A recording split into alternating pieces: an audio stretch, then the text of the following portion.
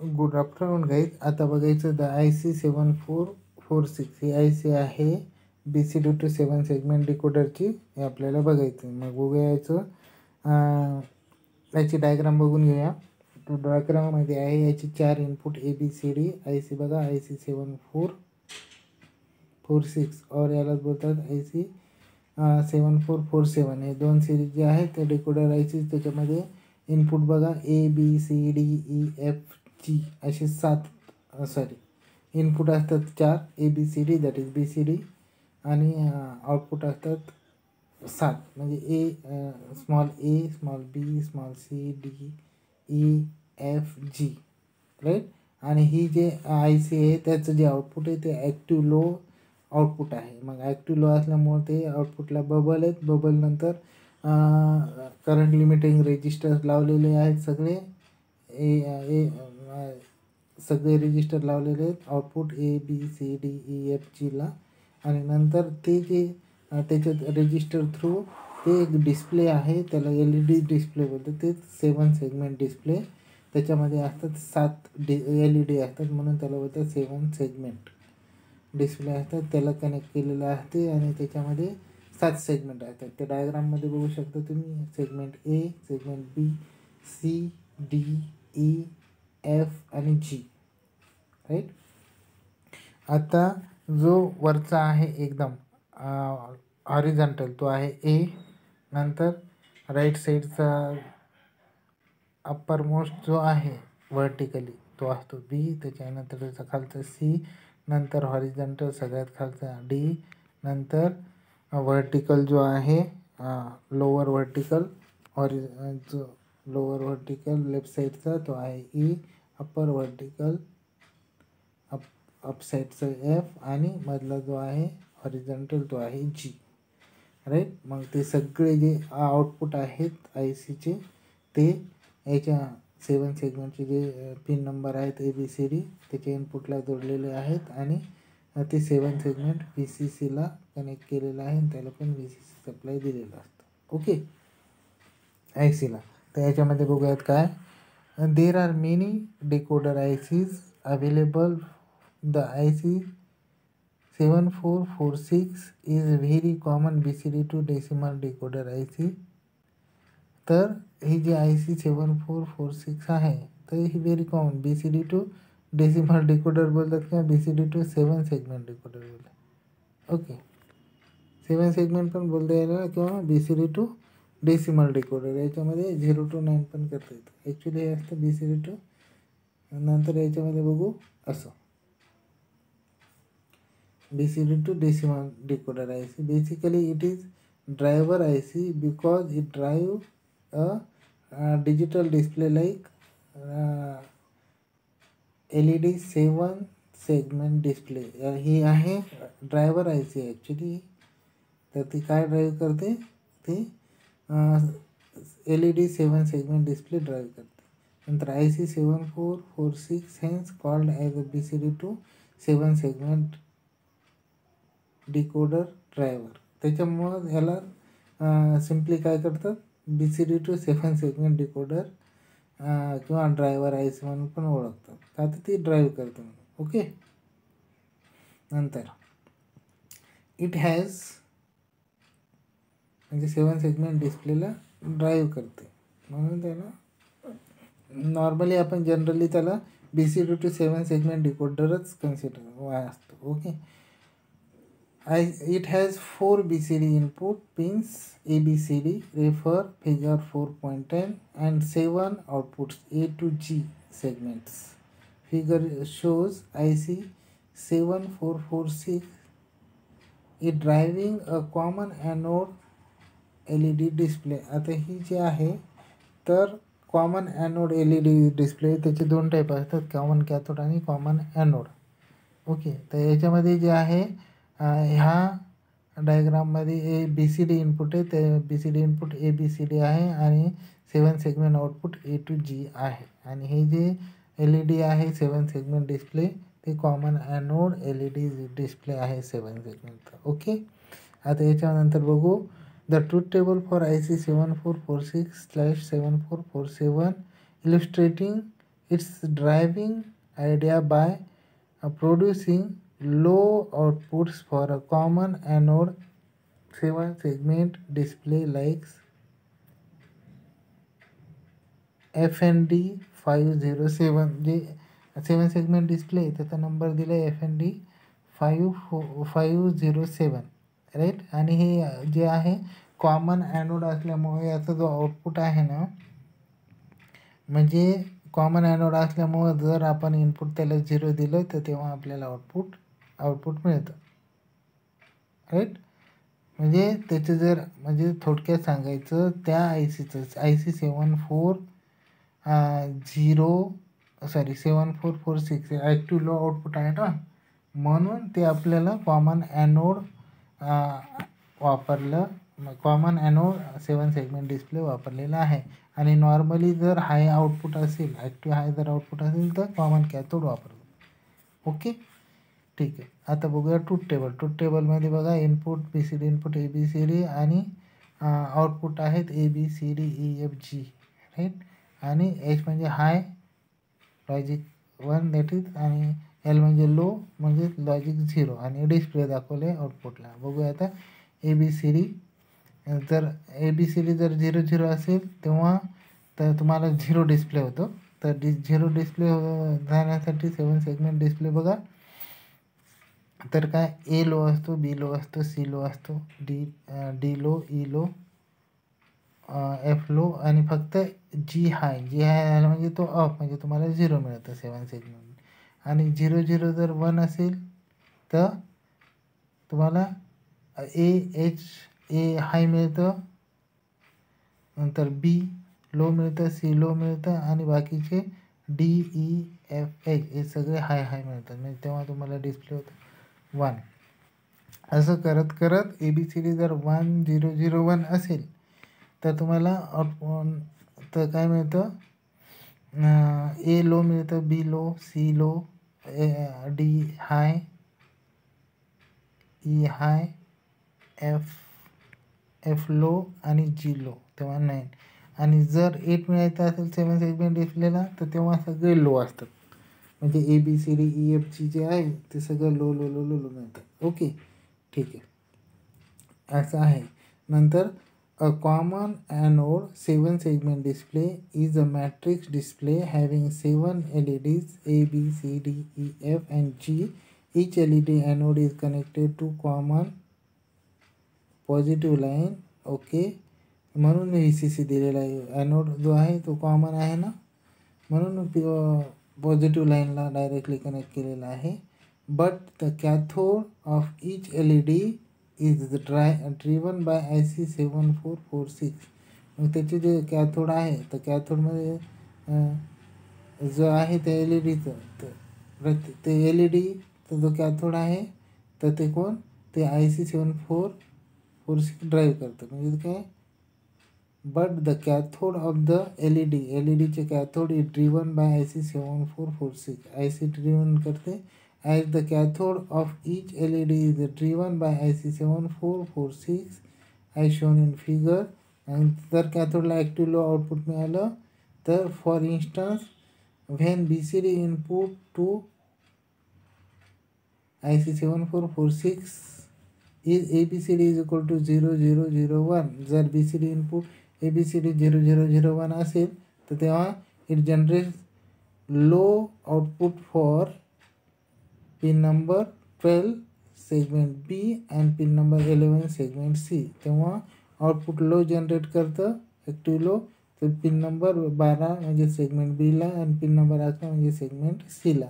So that this 2 LEDs glows. म्हणजे त्याच्यामुळे काय होतं, 2 LED ग्लो होतात अँड डिस्प्लेस द नंबर 1 आणि मग डिस्प्लेवर नंबर दिसतो 1 राईट.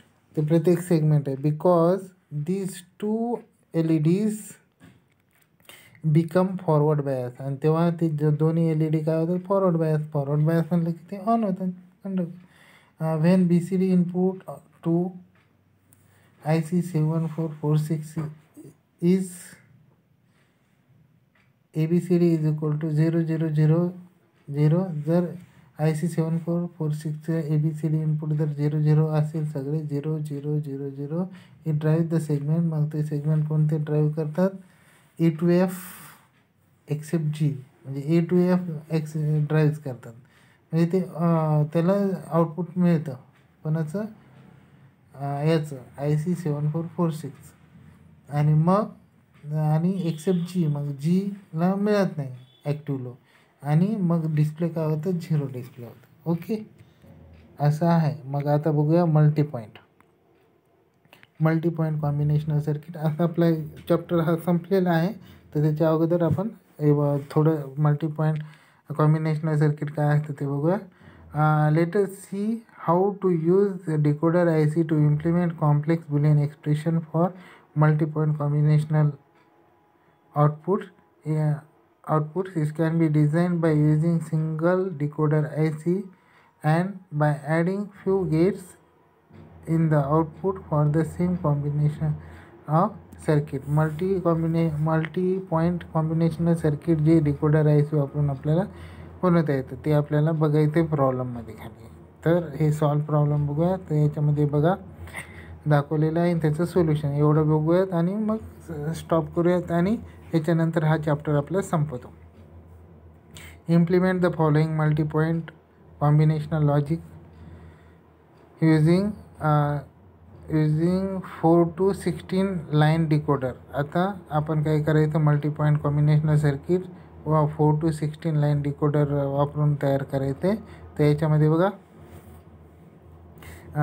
त्याचं जे इक्वेशन आहे बुलियन इक्वेशन, तो y1 इज इक्वल टू 2 दिलेले आहेत. y1 is equal to a complement b complement c d complement plus a complement b c d plus a b complement c complement d, आणि y2 दिले a b c d plus a b complement c d plus a b complement c complement d plus a complement b c d. Okay, आता हे असे आपल्याला दिलेले आहेत प्रॉब्लेममध्ये.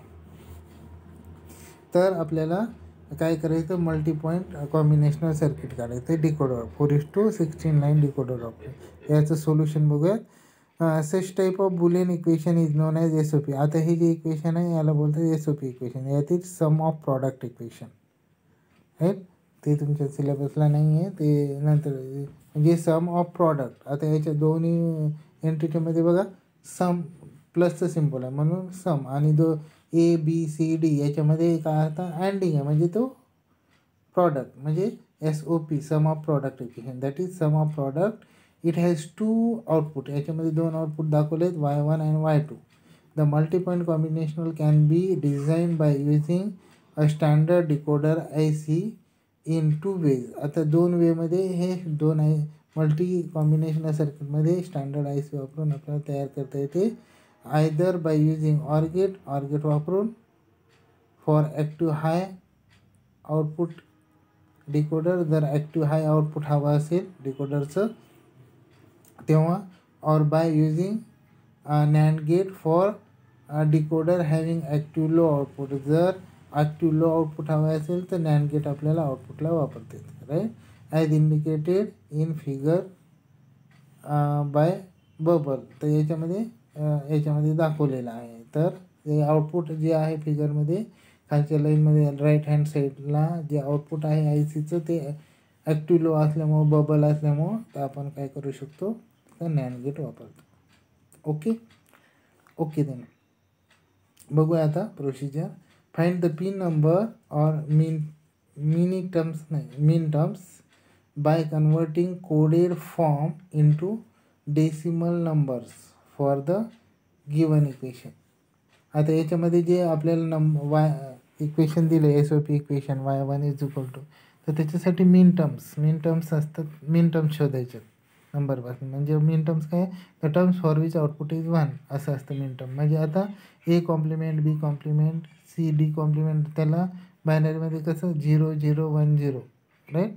नंतर A complement B C D म्हणजे 0 1 1. नंतर A B complement C complement D म्हणजे 1 0 0 1. नंतर रिप्लेसिंग बार बाय 0. मग याच्यामध्ये जे कॉम्प्लिमेंट आहे तिथे 0 लिहायचं, हे आहे 1 लिहायचं. नंतर त्या मग डेसिमलमध्ये नंबर काय 2, 7 आणि 9. ओके, बायनरीचं डेसिमलमध्ये कन्वर्ट केलं. नंतर सेम y2चं काय केलं, ABCD plus A B complement C, A B complement C D plus A B complement C complement D plus A complement B C D असं आहे. नंतर काय केलं आपण, आता त्याचं बायनरी कॉलम म्हणजे 1 1 1 1, नंतर 1 0 1 1, नंतर 1 0 0 1, नंतर 0 1 1 1 असं केलं. नंतर त्याचा डेसिमल इक्वेशन बघा, 1 1 1 चा 15, 1 0 1 1 चा 11, 1 0 0 1 चा 9, 0 1 1 1 चा आहे 7. राईट. नंतर use a decoder by identifying variables. काय मग काय केलं आपण, डिकोडर बघितलं आणि त्याचे व्हेरिएबल आयडेंटिफाय केले. In this example since there are 4 variables. तर याच्यानंतर बघायचं की किती आहेत, 9च्या पुढं आहे का व्हेरिएबल. राईट. तर याच्यानंतर व्हेरिएबल त्याचं आउटपुट जे आहे 8पेक्षा जास्त 7पेक्षा जास्त आहे म्हणजे 16 घ्यावं लागेल आपल्या. मग व्हेरिएबल आपण काय केलं, व्हेरिएबल आयडेंटिफाय केलं. त्याच्यानंतर 4 व्हेरिएबल आपल्याला मिळाले. We can use 4 to 16 line decoder. त्याच्यामुळे आपल्याला 4 to 16 लाईन डिकोडर बोलत येतं. कारण आपल्याला SOP इक्वेशन दिलेलं आहे ना, तर याच्यामध्ये शेवटचा 15 आहे म्हणजे आपल्याला 16 0 to 16 दॅट इज 16 आउटपुटवाला लागतं. मग त्याच्यासाठी सिलेक्ट लाईन लागतं 4. मग त्याच्यासाठी 4 व्हेरिएबल आपल्याला घ्यावं लागतं. मग नंतर काय केलं आपण, connect or gate if the output of decoder IC is active high. जर आउटपुट ॲक्टिव्ह हाय जर असेल तर आपण ऑर गेट ICला कनेक्ट केलेलं आहे. And use NAND gate if the output of decoder is active low. जर ॲक्टिव्ह लो आउटपुट असेल तर नॅन्ड गेट लावायचं. राईट. इंडिकेटेड विथ बबलनी इंडिकेट केलं. आता जी IC काढली तर IC बघून घ्या. IC 4 line to 16 line decoder आहे. त्याच्यामध्ये इनपुट आहे ABCD. आउटपुट बघा 2 ऑर गेट घेतले, Y1 साठी आणि Y2 साठी. राईट. तर याच्यामध्ये बघा ते Y1चे ऑर गेट जो आहे त्याचं जे इनपुट आहे ते कोणाकोणाला कनेक्ट केलं, पिन नंबर 2 7 आणि 9. पिन नंबर 2 7 9 आणि त्याचा आउटपुट आहे Y1.